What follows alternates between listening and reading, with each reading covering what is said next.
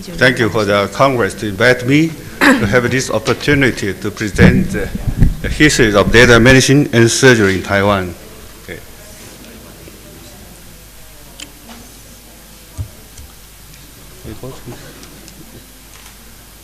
Okay. Our Laser Medicine Society was first established in 1984, and Professor Kaplan first introduced surgical CO2 laser to Taiwan in 1975. And the first argon laser was introduced for ophthalmological use in 1977, and we established the building of the societies in 1985.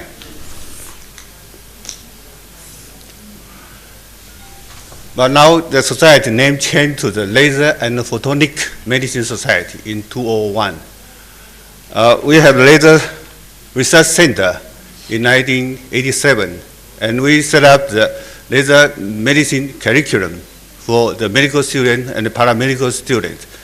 Basic laser medicine for junior class, and clinical laser medicine for senior class. And this is the our Laser Medicine Society was set up, established in 1984.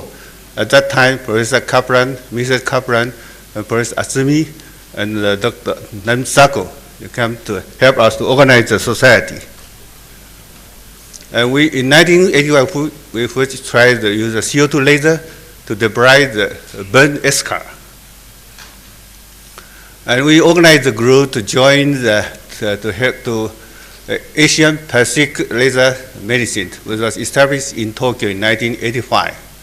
That's Imsaku, Peter Hassan, and Professor Asumi. Peter Hassan here, and Oshiro.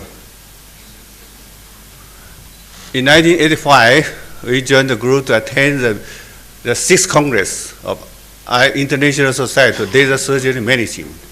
Professor Kaplan entertained us. And we used the CO2 laser to drill the acrylic scalp bone plate. In 1985, we tried the NDR laser treatment for bronchogenic carcinoma.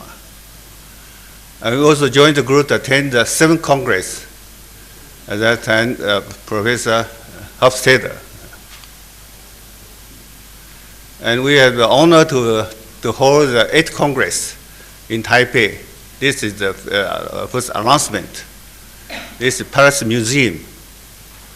And we know with the 8th Congress is around the world. The first one is Tel Aviv. And we set up the endoscopic laser treatment for GI disease.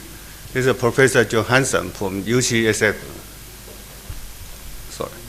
And with Professor Oshiro introduced the so-called low power laser biostimulation or laser modulation in 1984.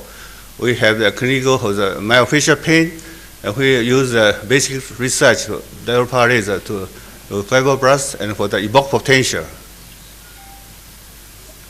We use the laser assist vascular microanastomosis.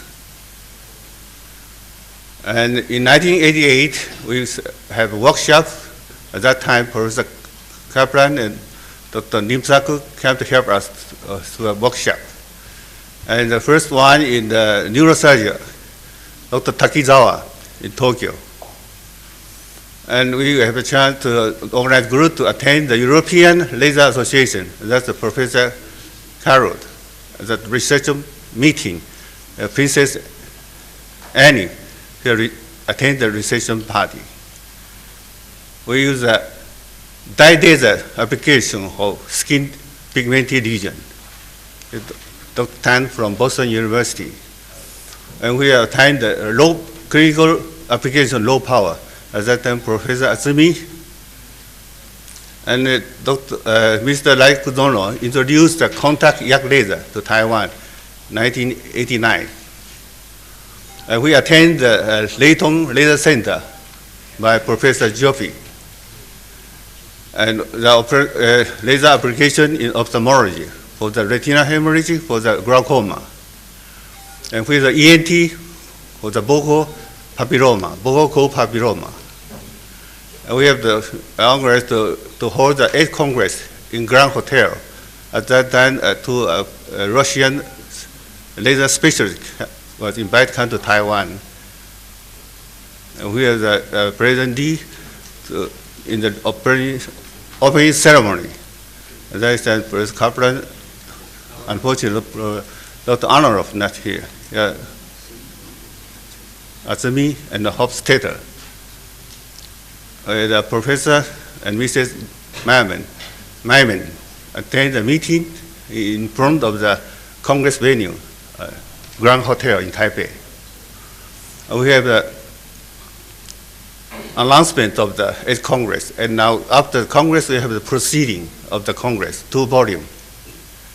And we are also application the gynecology for the early cancer, resection of the early cervical cancer. We innovated the video endoscopic laser sympathectomy for hyperhidrosis and for renal disease, either with contact yak laser or wave-guide CO2 laser. We have the chance to attend the meeting in Thailand, organized by Dr. Lim Sako. And the second World Congress, the low power laser, held by Professor Zumi in Tokyo. He's Dr. Oguro, he's absent now. And we have the training box for the endoscopy laser surgery, and for the laser laparoscopic cholecystectomy. And we attended the Peking in the photodynamic therapy in 1991. We started the excimer laser angioplasty on animal experiments first. And we have the confocal laser scanning microscope for research. And we also have the cell scan system.